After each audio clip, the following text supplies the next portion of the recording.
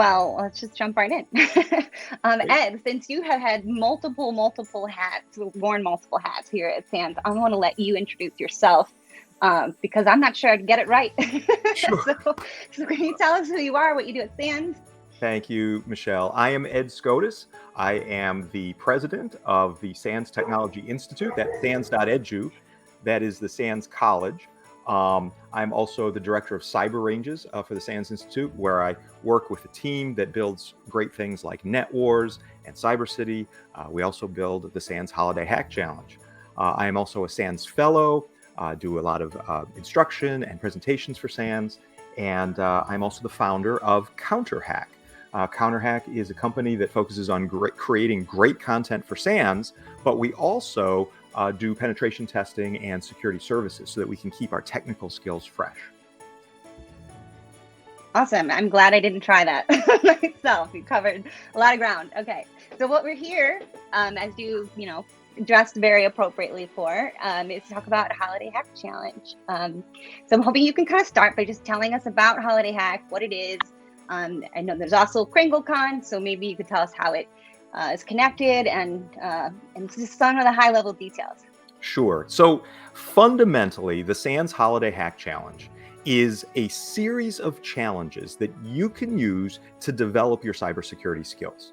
I mean, we've been doing SANS Holiday Hack Challenge since way back in 2002, and we try to put the best cybersecurity challenges we can in it. Now, it's not just offensive. I mean, it's called Holiday Hack, but it's got a mixture of offense, cyber defense, digital forensics, incident response, blue team, all kinds of great stuff. So it's the challenges.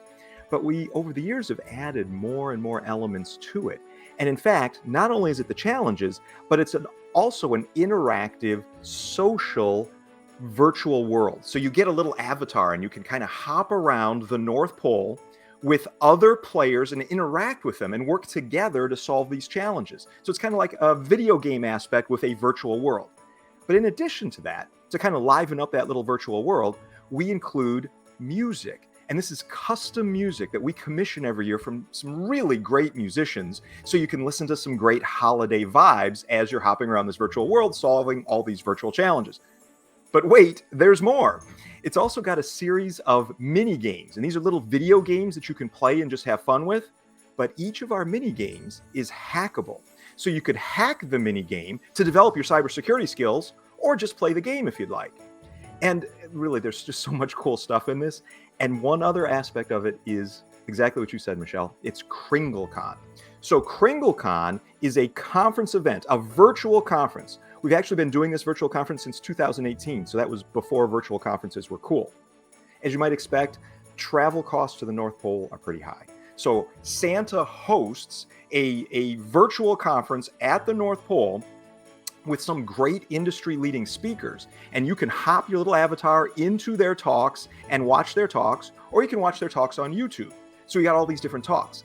And then my favorite part of Holiday Hack Challenge is the storyline. The reason you're solving these challenges, using hints that you find in the world, using interaction with other players, using stuff that you learn during the Kringlecon talks, is so that you can help Santa Claus and the elves thwart a holiday supervillain. Every year there's a really nasty holiday supervillain who's trying to destroy all of Santa's plans, and you've got to figure out what the plot is and then use your cybersecurity skills to thwart that nefarious plot. So in a rather big nutshell, that's what Holiday Hack Challenge is. Awesome. So can anyone play? I think I've talked to you before, and maybe there's kids, but I guess there's cover the whole gamut. Can anyone play, or? Yeah. So we give this away as a gift to the cybersecurity community. And like I said, we've been doing this since 2002. So this is for everyone around the world to play. You can just go in, register, and have a wonderful time. It is written for all skill levels. We have challenges that are ideal for people who are brand new to cybersecurity. And in fact, even some little kids as young as 5 years old play Holiday Hack Challenge. But then the challenges build gradually in more and more sophistication and complexity, so that our most complex challenges require immense skill. I mean, some of the best cyber security gurus in the planet work super hard to solve those hardest challenges and everything in between. And the cool thing is we really try to tell you which ones are the easier ones so you know where to focus if you're newer, and which ones are the more complex ones so you can focus on those if you want to go all the way and solve all the challenges. We have a couple different kinds of challenges in Holiday Hack Challenge as well. One kind of challenge we call the objective. And there's usually 10 to 12 objectives. And the objectives are what you have to solve to advance the storyline to thwart the criminal mastermind trying to destroy the holiday season. So those are your objectives, 10 to 12. Then we also have what we call terminal challenges. And a terminal challenge is a simple challenge that in your browser, this whole thing is accessed via your browser, you simply click on this little terminal, a little terminal screen that's included throughout Santa's castle in the virtual world. You click on the terminal and it pops up a terminal window or a little graphical user interface inside your browser of some computer system that you have to interact with. These terminal challenges are designed to be solved within 5 to 15 minutes or so. And you say, well, why would I want to solve the terminal challenges? Because every objective has a terminal challenge, and every terminal challenge has an elf sitting next to the terminal. And if you help the elf solve the terminal challenge, the elf will give you hints so that you can get help in solving the objective. So you see, they kind of all fit together. So you got 12 of these things that are distributed throughout the virtual world that includes Santa's castle. So you ask the elf some questions, you interact with the elf tells you he needs some help on the terminal challenge, you solve the terminal challenge, and then the elf spills the beans on the objective. And really, anybody with any level of skill can play. So if you're brand new to cybersecurity, we've got stuff for you, and we'll point you right to it. And if you're trying to build your skills, maybe you're intermediate, those elves are there to help. And if you're super advanced, you're going to rapidly make your way through Santa's castle and all these challenges, and you can help save the holiday season. That's awesome. And I was going to ask, like, can anybody really do it? Like, could I do it? I don't have, the strongest cyber skills, but it sounds like maybe this year is the year I join in. You should do it. Seriously, I ask everyone, this is a free gift. Jump into, this virtual world. I promise you're going to smile. Maybe we'll get a laugh out of you because there is this quirky storyline that is unfolding before you. Even if you only have 10 or 15 minutes, just pop in, look at a terminal challenge, talk to an elf, see Santa Claus, wave, and then go on your way. But if you've got more time that you'd like to spend with us, hey, we've got a bunch of stuff in there that can entertain you and, most important, help you build your cybersecurity skills. Awesome. So people can actually play. It's open for about an entire month. Is that right? Yeah, we launched the second week of December, so people can start playing then. And then we keep it open in a competitive sense so that you can win prizes and such up through the first week of January. Okay. But here's an important thing, Michelle. Some people overlook this. We leave it open after that. I mean, so it's you can win prizes and stuff up to the first week in January. But then afterwards, if you ever want to practice and you want to have a free, high-quality cyber range. I mean, we try to make it the best cyber range we can in the world. Yes, there's Santa Claus and elves and all that stuff, but it's really an effective cyber range. You can come in year-round, and we have people who practice. In fact, before launch, there are people who are practicing in last year's Holiday Hack. And what we do is we keep 3 years of Holiday Hack up. So you can, practice Holiday Hack Challenge 2018 or 2019 or 2020 to develop your skills, to learn the mechanics of the world, to see how to solve terminal challenges, to get hints to solve objectives. You can see all of that stuff anytime you're around. And we're going to keep 3 years of them up always for people to practice. That's really cool. So people can practice now as they're waiting for gameplay to start, right? That's right. Yep. You just go over to holidayhackchallenge.com and you can go in there and register and then see and play Holiday Hack 2020. Awesome. Cool. So let's see. I wanted to go back a little bit because you said you've been doing this since 2002, which means it's like almost 20 years now. Getting My there. math is on point. Yep. Right. So I want to know a little bit, like, why did you start Holiday Hack and what, I know that it's evolved a bit over the years, but I guess what keeps it exciting for you year after year? Well, it's been quite an adventure. So it started way back in May of 2002. And one of the online cybersecurity magazines, they're no longer online, but they actually commissioned me. They paid me a little bit of money, a couple $100, saying, "Can you write us a hacking challenge?" And I said, "Sure, why not?" So I wrote up a challenge, but I wanted it to be kind of fun and whimsical because they'd asked some of my friends too, and the fact is I wanted mine to be the best, right? So I did this myself, and I wrote it up based on a movie. It wasn't done for holidays at all. It was based on, do you remember that old movie called Face Off with Nicolas Cage and John Travolta? Yeah. I don't know why, but that movie fascinated me. And they switched faces, which is whatever. So I wrote it based on that movie and released it. And it was fun, and people seemed to like it. And they asked me for another one. So I wrote my next one based on the Star Wars movie. And it was called Star Hacks, Episode 4, A New Hack. And then I wrote another one that was based on The Wizard of Oz. I wrote one called The Princess Hack, based on The Princess Bride. I did one based on Robin Hood. So they weren't holiday themed. I did one called Spider Hack.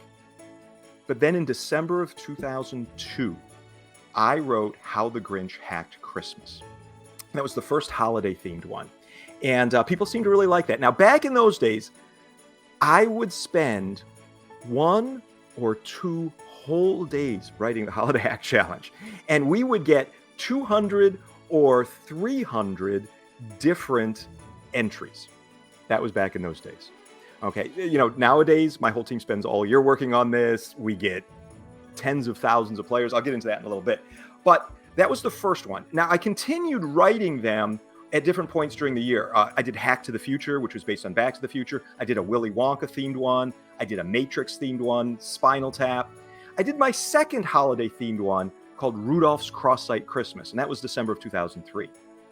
Then Amazon.com contacted me and they said, "Hey, we like what you're doing. Can you write one for us and we'll pay you? And we'd like it to have a Valentine's theme." Really, a hacking challenge with a Valentine's theme. So I did it. It's called You've Been Hacked, and it's based on You've Got Mail. People seem to like that. We're up to like maybe 400, 500 entries at this point.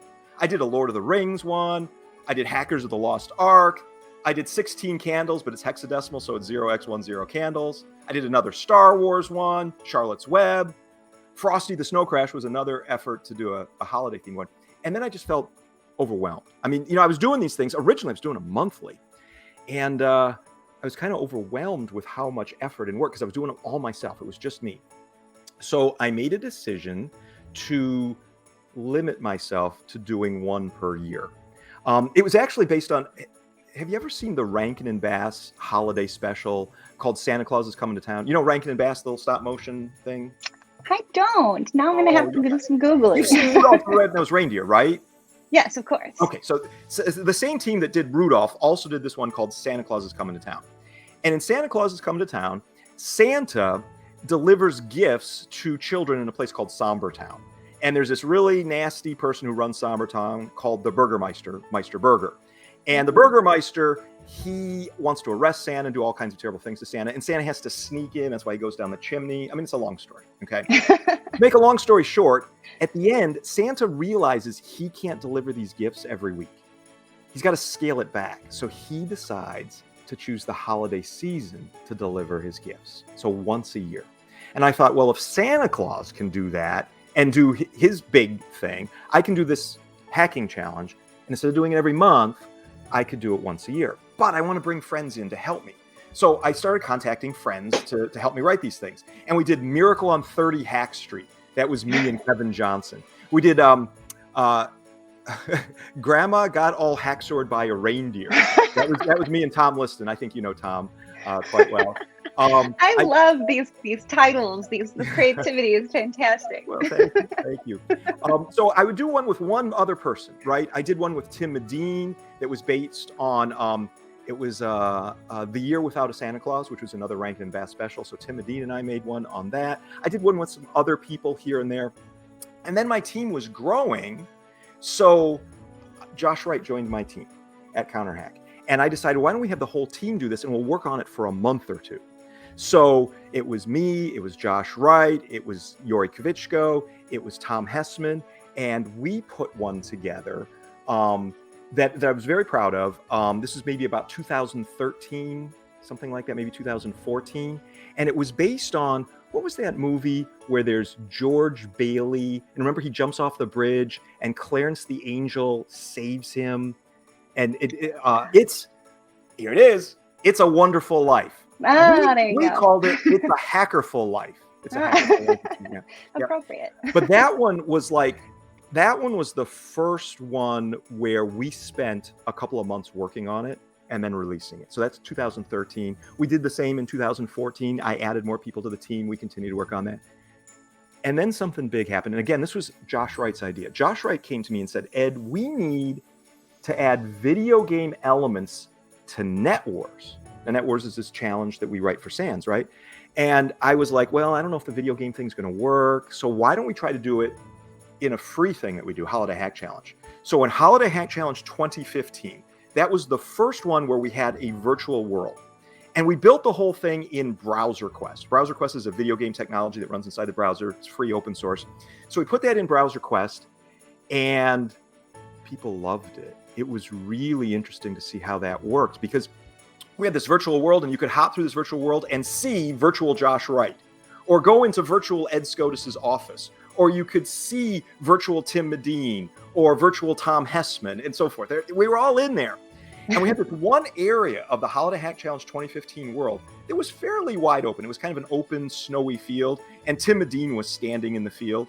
And what we noticed was people would hop into that field, not to talk with Tim Medine, but to talk with each other.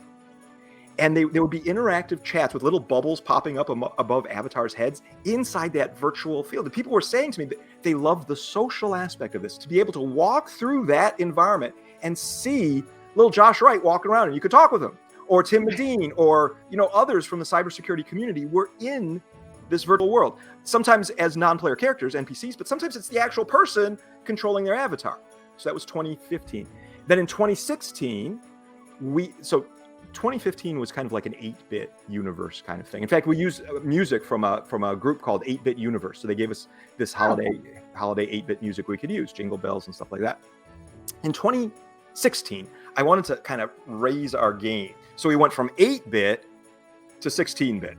It was still built in BrowserQuest, but that's when we commissioned our first album of music, because I talked to Ninjala, who's a DJ in the hacker community. The guy is amazing. And I said, can you do electro swing music for me? Because I'd like to put it in Holiday Hack Challenge. And I commissioned him to do these great songs for us. So we put that in 2016. People love the video game and so forth. So this is cool. We think we hit upon the formula. We're 15 years into this, please understand. So then in 2017, well, we did a misstep. We launched and we got a thing out there, but the idea was to create a whole new virtual world. We figured we had pushed BrowserQuest beyond the limits where it could support our imagination. So we created our own gaming environment where the abominable snow monster would stand on top of this giant mountain at the North Pole and throw snowballs off the mountain to squash the elves and kind of, destroy their homes and stuff like that. And there was this elaborate storyline with a backstory of how the elves of the North Pole are actually the same kind of people as the Munchkins in Oz, and you kind of had to figure out the relationship between them. And Glinda the Good Witch put a spell on the abominable snow monster. I mean, it was chaos. But the reason I say we did a misstep is we put in a video game that was a physics puzzler. So you would have to plant candy canes and other little bumpers and things like that to direct the snowballs as they're falling down so that they didn't destroy, elves and things like that. And people thought that we took a step back from the social interaction of this. And some people just didn't want to play the video games. They wanted to just talk with other people and hack stuff. So in 2018, we came up with a brand new video game environment where you're at the North Pole with Santa Claus and the elves. And this is where we introduced the idea of Kringlecon. That was 2018. And the idea was Santa was going to host his own conference. Now, there's an interesting story of where that idea came from, of Santa hosting his conference. I was actually teaching at SANS Network Security, which is in Las Vegas. And this was 15 months before Holiday Hack Challenge 2018 launched. And I'm up there in front of my classroom, students in Vegas, and I glance up and I see a t-shirt worn by one of the students. And on his shirt, it said SantaCon. Now, I looked and I was kind of abruptly startled. And then I kind of looked away and walked away. And I said, Santa wants to have a conference.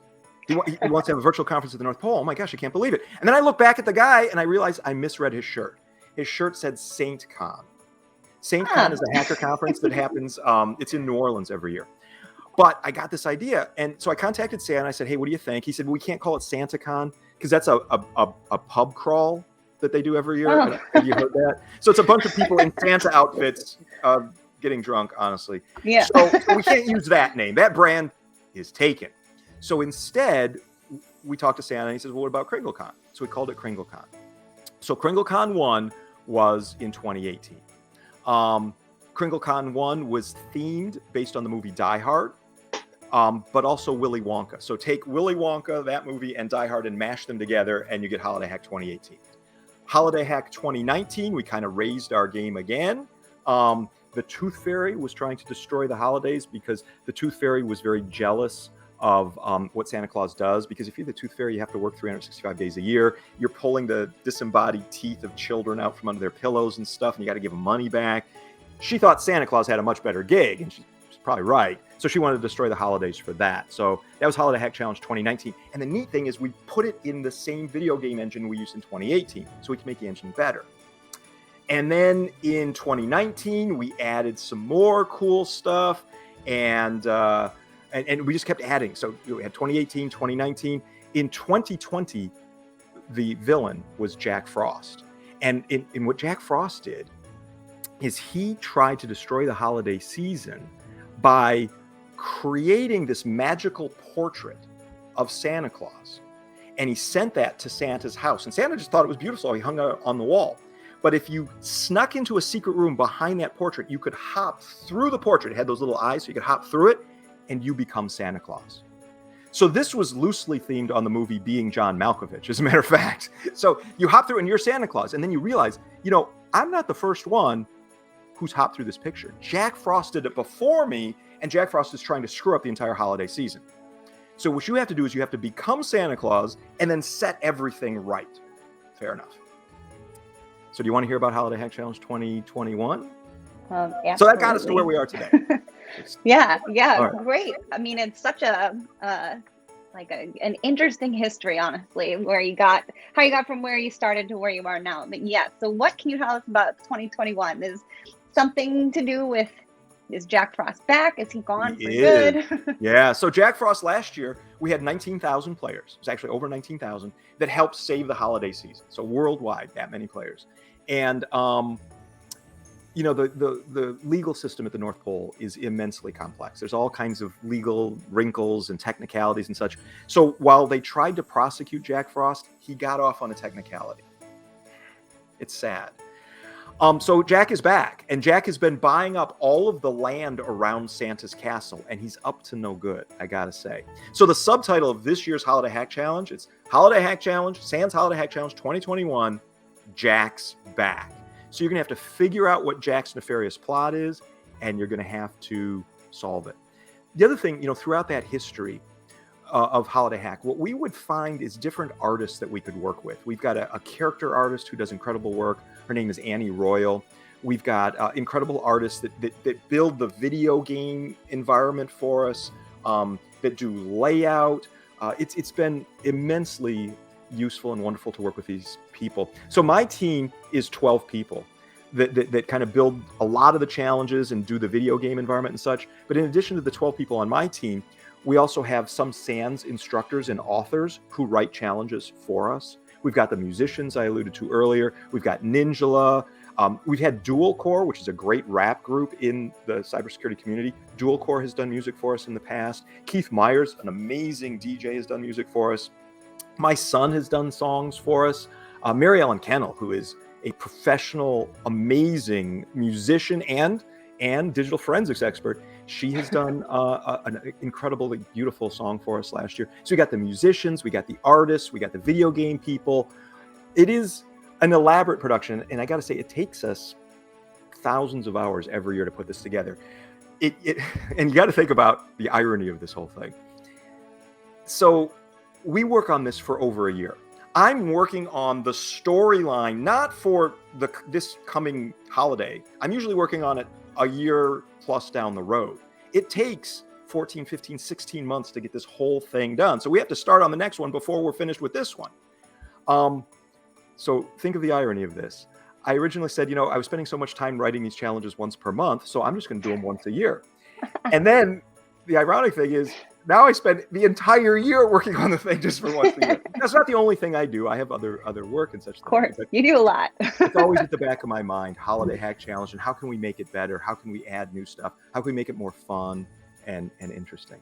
Well, I think that definitely shows. I know we have students, people that have participated in the past that start reaching out on November, October, even earlier, asking when is it open? They want details. Like, it has quite a following. And you said 19,000 last year? 19,000 last year, yeah. And we're hoping to get even more this year, yeah. Yeah.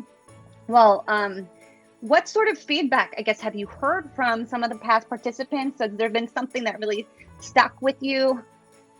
Oh, people seem to really enjoy it because, the thing that makes it special is that it's a mixture of defense and offense and digital forensics and incident response, red team and blue team. We try to pack all of that in there. A lot of other CTFs and challenges that are out there, capture the flags, CTFs, and challenges out there, they're just focused on offense or they're just focused on defense. We're really trying to mix it up so that we can kind of cross-pollinate good skills within the cybersecurity community. So that's one thing that differentiates it. Another thing is the community aspect of it. It's entirely free. People like that. And they can interact with other people. We encourage teaming. Now you could do it solo if you don't want to work with anybody else, that's fine. But if you want to work together, I know there's entire classrooms of high school kids that work on this together and their teacher just kind of brings it in around the holiday season.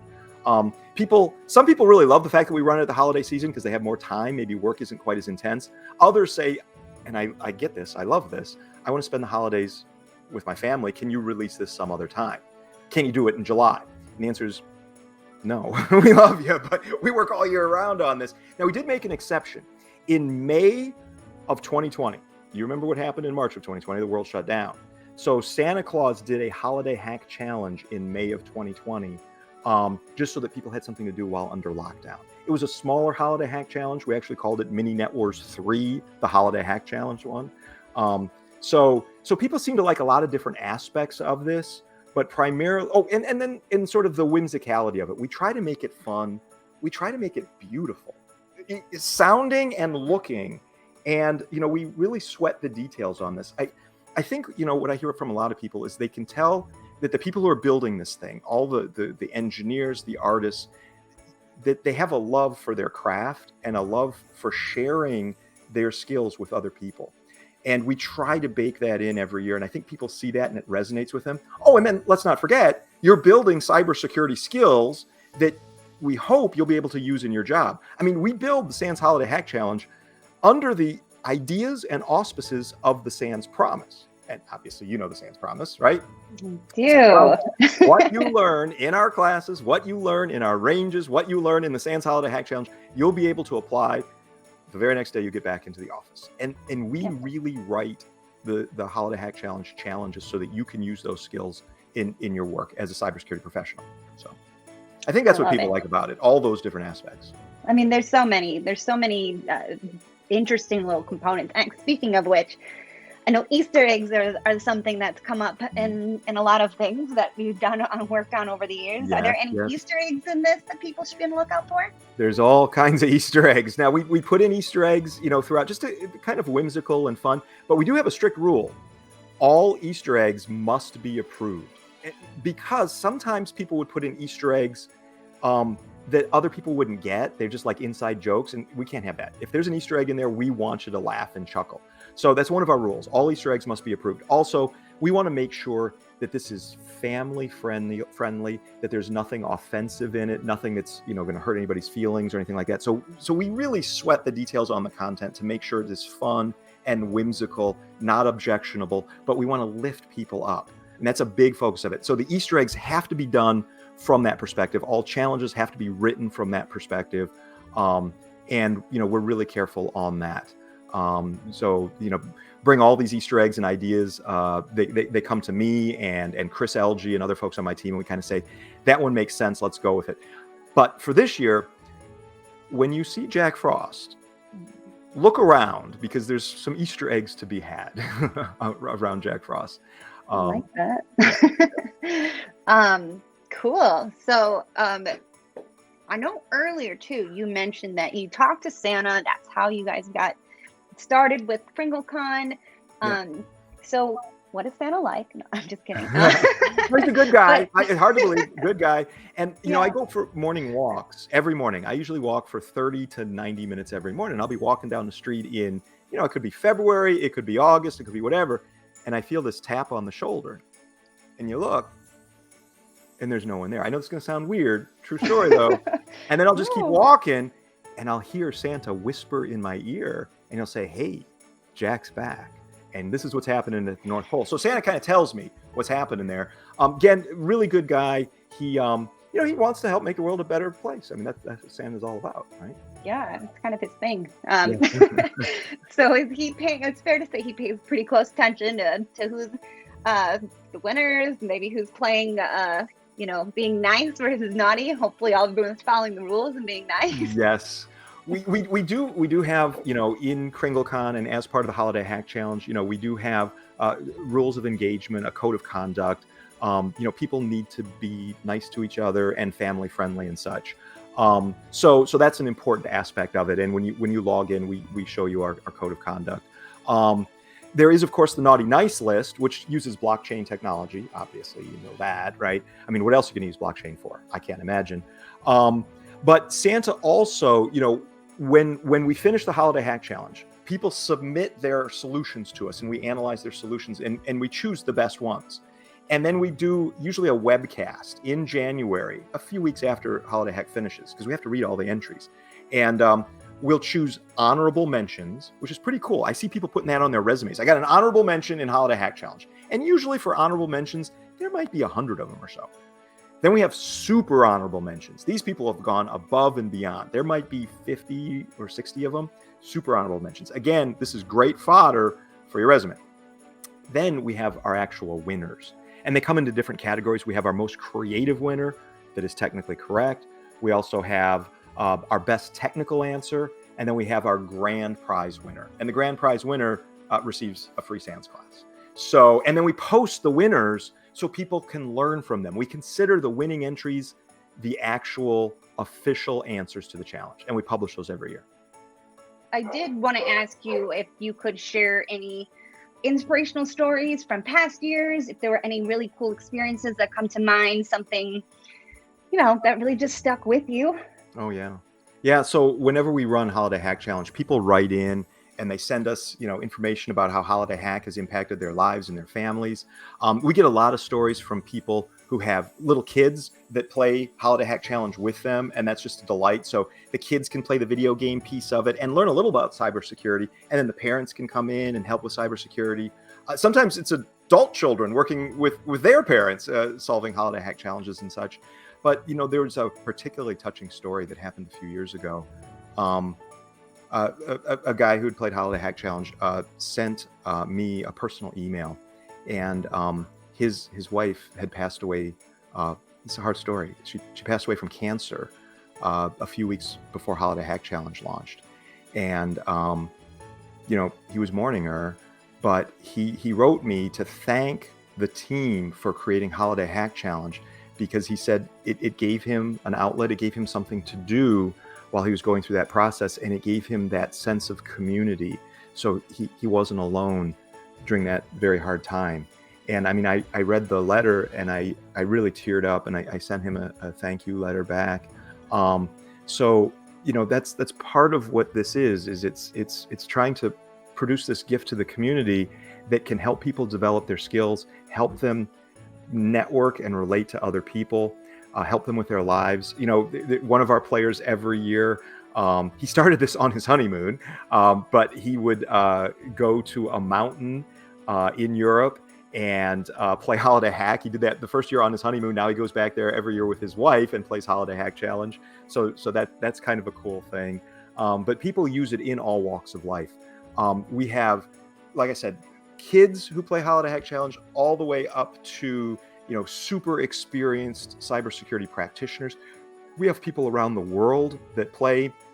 I get messages from people who play Holiday Hack Challenge in Japan, people who play Holiday Hack Challenge in Singapore. I visited Saudi Arabia back in early 2020, before the whole pandemic thing hit. I visited Saudi Arabia, and various Saudis came up to me and said, "Thank you for Holiday Hack Challenge. We play every year." And I thought, how cool is that? So it's really neat to have this worldwide phenomenon. And that also leads to something else that people say about Holiday Hack Challenge. Let's say you're an actual cyber criminal. You're like a really nasty villain, okay? And you want to do a really big crime. So I've heard from many folks, the best time of year for you to do your big crime is during Holiday Hack Challenge launch week, because all the cybersecurity professionals in the world are up at the North Pole virtually working with Santa Claus to solve that caper. So therefore, you're less likely to be detected because everybody else is working on it. I mean, there's government agencies, military groups, high school kids. I mean, everybody's, well, not everybody, but a lot of people are looking at Holiday Hack Challenge. So as for me, I laugh when they say that, because, I have faith and confidence in law enforcement to take care of things, even during Holiday Hack Challenge week. Yeah, it is kind of cool to think you have all these, amazing minds coming together and around the same time. But yeah, I'm assuming they're able to keep tabs on the criminals still. I think so. Yep. Jeff Frost is just one of them. Just one. There's many more. Yep. Awesome. So, as far as we talked about the storyline, one thing that we didn't ask you about is any tips that you might have. So I know it sounds like this is a great thing for people who are new to cyber to get involved and, with fun. But I don't know if there's maybe tips that would be relevant for the newcomers or veterans. What do you got? Yes. So tips for newcomers. Really important. Just play. Just come into it and click on the elves. You can see the elves. They look like elves, right? And you click on them and they will give you hints. They'll talk with you. They'll guide you through the game. So click on the elves. Another big hint. If you don't have a lot of time, if you only have 10 or 15 minutes, still try it. Hop in, look around. You'll get a chuckle. You'll enjoy it. You might solve a challenge or two. So just try it no matter how much or little time you have. And another hint is we have a Discord channel for this, and you can pop into the Discord channel. We have links to the Discord channel, on the website that has Holiday Hack, and you can go in there and you can interact with other people, including other players. And we have this concept we call a Kringle concierge. Kringlecon, right? So we have a Kringle concierge, and these are volunteers from around the world who are there in Discord and also in the virtual world, the online game, and they are there not to do technical support. They're there not to actually give you technical help with any of the challenges or objectives or anything like that. They're there to acclimate you to this environment. So you can ask them, how do I play this game? What do I do? And the Kringle concierges are there, and we have dozens of Kringle concierges. We have a whole shift schedule of them, 24 hours a day during launch week and the week after. So there's multiple Kringle concierges that are there to welcome you to the virtual world and to answer questions that you have. Not the technical questions, the elves help with that, but the Kringle concierges are there to acclimate you. So get on Discord, interact with the Kringle concierges. So those are your tips if you're brand new to this. Click on elves, right? And get on Discord. Good. If you're very experienced, remember to solve those terminal challenges. You can also go on Discord too, even if you're experienced, right? Because you can interact with other very experienced players. And what we do is we have different Discord individual chats for each of the different objectives. So go to Discord, that's helpful. But also remember, solve the terminal challenges, because that will give you the maximum hints if you need them to solve the grand challenges. Okay, awesome.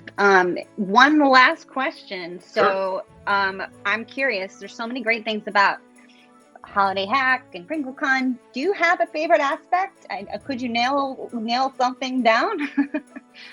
I have to say, I love the community aspect of it. I love working with people, seeing them advance their skills, seeing them work together, hearing their stories about how Holiday Hack Challenges helped to develop their career. That's my favorite part of maybe the game perspective itself. But there's another favorite part different from that. And it's this. When we've got Holiday Hack Challenge all finished and we're ready to launch it, and we've got it, and we're like looking at it, and we're hopping around in it, and it's just before launch. We're not quite ready to launch it yet, but just before we turn the key and say, let's push this out to the whole world. I love to just see all the stuff in there, all the beauty, all the stuff that the artists, the musicians, the video game people, the challenge writers, all the stuff that they did. And I just look at it and it gets me so excited. I mean, I'm thrilled. That's my favorite, most exciting point of the year, is just before launch. And then you push the launch button, and then the scariest thing is it going to work? Is it going to work? Because we really sweat the details and try to make this thing smooth and stable and such.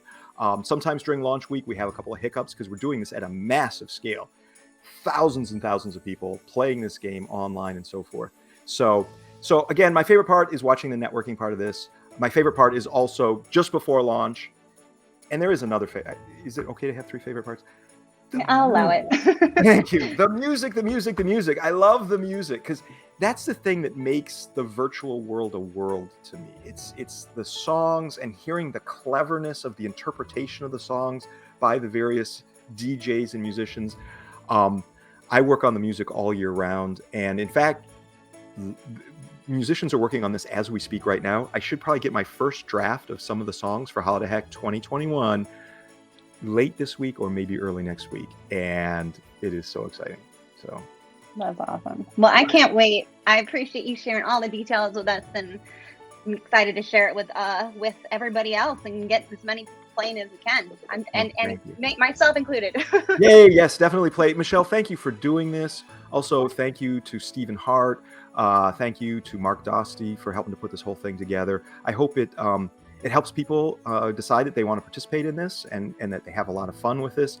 And invite other people to participate in this too. You know, this is our gift to the cybersecurity community, but you can re-gift this. You can invite other people, say, hey, look, there's this cool thing. Let's go and have some fun in there together and build relationships, build your network of friends, and build your skills, because that's what Holiday Hack is really all about.